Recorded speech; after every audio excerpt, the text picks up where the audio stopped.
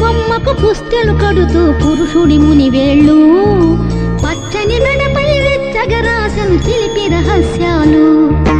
నేలకు జారిన తారకలై ముత్యాల తలంబ్రాలు, ఇద్దరి తలుపులు ముద్దగా తడిపిన తుంటరి జలకాలు.